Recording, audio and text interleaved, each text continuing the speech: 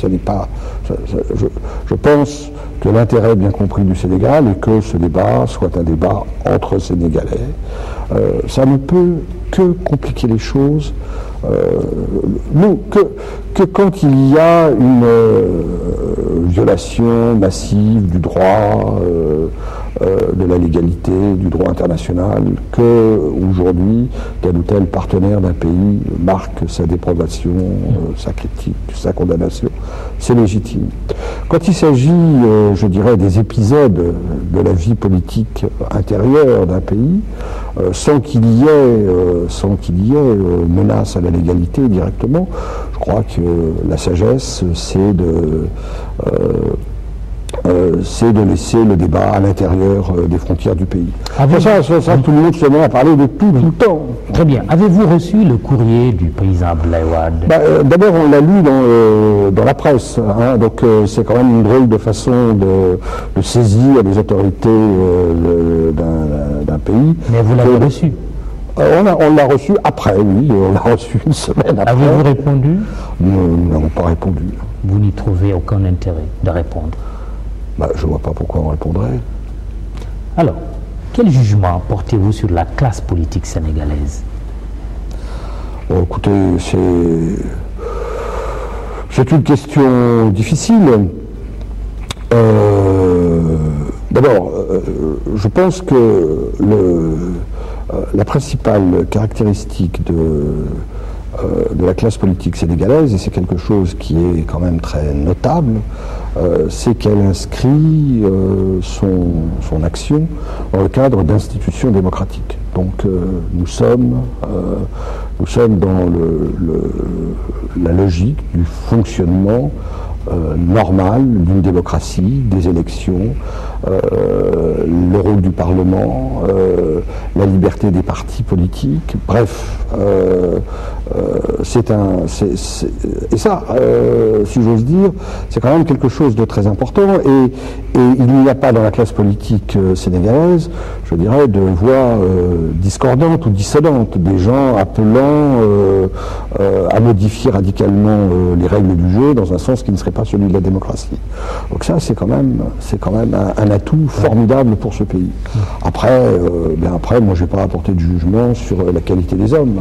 La traite des biens mal acquis, vous en avez sûrement entendu parler, d'autant plus que le Sénégal a sollicité la France dans le cadre de la coopération judiciaire. Cette traque est marquée par l'emprisonnement du fils de l'ancien président, M. Karim Wade. Le verdict sera connu le 23 mars.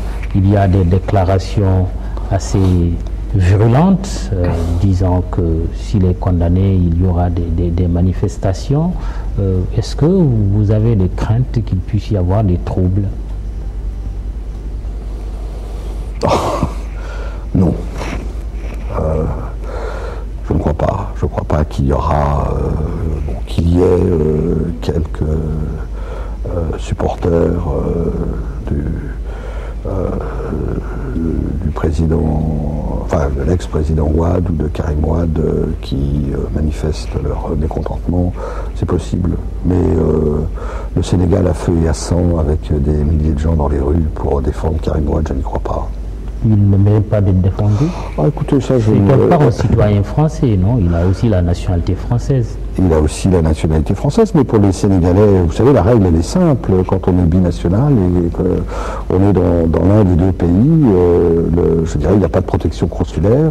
Les Sénégalais le considèrent comme un Sénégalais et rien d'autre. Est-ce que la coopération judiciaire a bien fonctionné sur ce dossier? Oui, elle a bien fonctionné. Donnez-nous un exemple. On a l'impression que la France a classé le dossier. Et puis non, la France n'a pas. Non, la France n'a pas classé le dossier. Je crois qu'il y a eu un malentendu.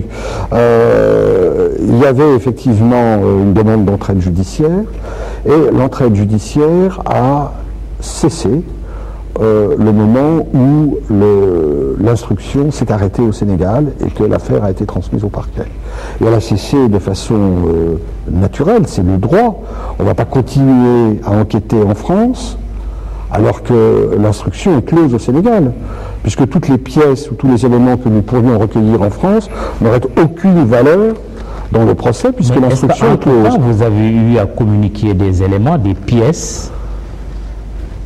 au juge sénégalais? Vous savez, la coopération judiciaire, elle passe par les canaux je dirais, des relations entre les deux ministères de la Justice, sans que le ministère des Affaires étrangères ait à faire autre chose que d'être une boîte aux lettres.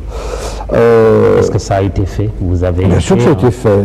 Ah oui. Bien sûr que ça a été fait. Bien sûr. Par vous, ambassadeur? Non, il y a des canaux de communication directe entre les deux chancelleries, entre les deux ministères de la Justice. Une condamnation de M. Karim Wade ne vous étonnerait pas? Écoutez, j'ai pas...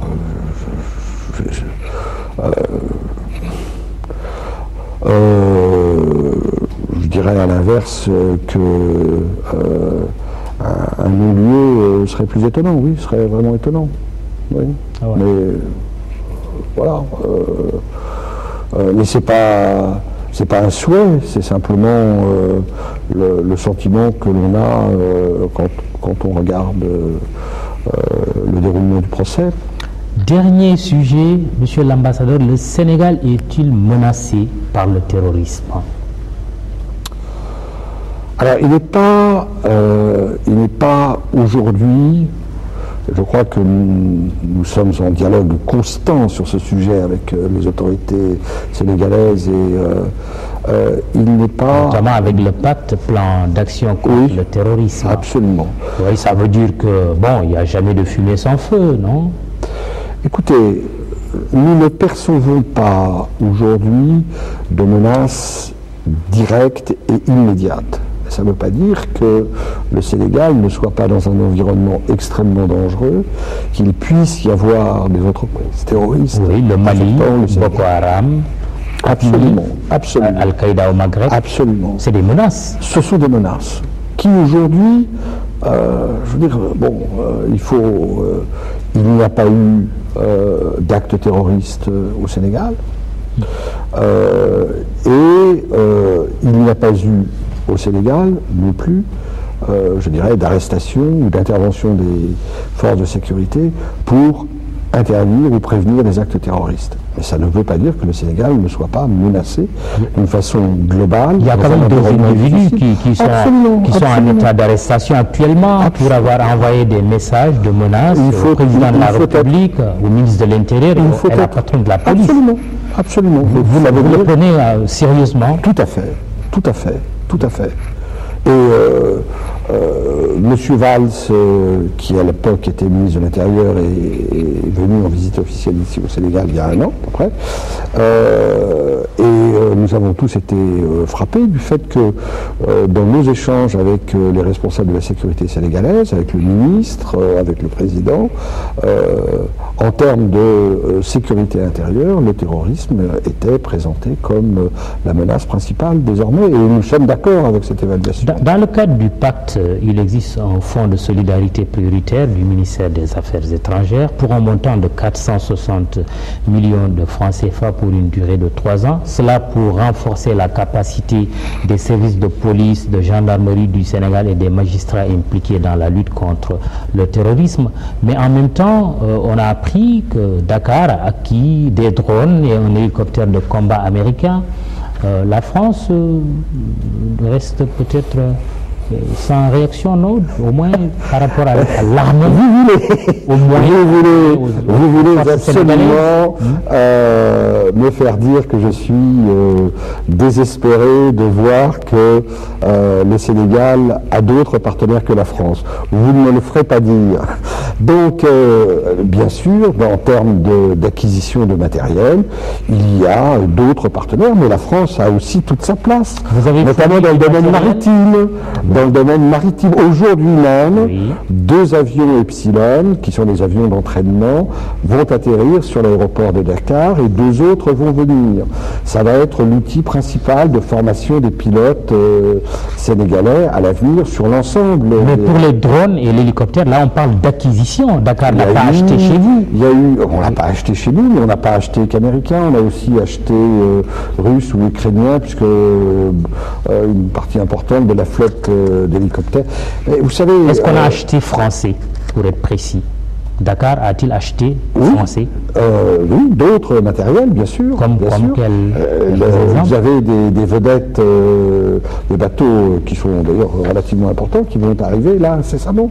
Donc la marine sénégalaise va être très très largement équipée de matériel français.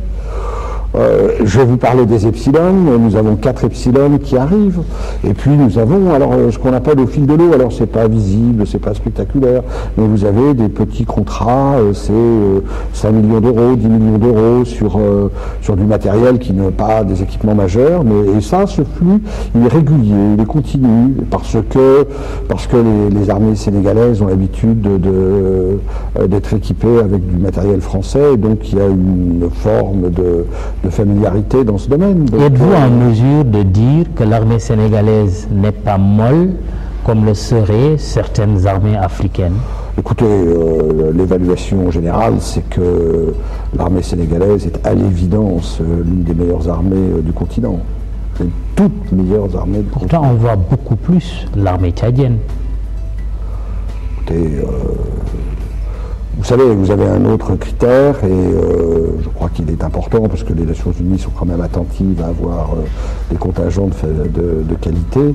Le premier contributeur africain aux forces de maintien de la paix des Nations Unies, c'est le Sénégal, avec des forces de qualité, avec un encadrement de très grande qualité. Il y a une grande tradition de commandement d'opérations confiés à des officiers généraux sénégalais.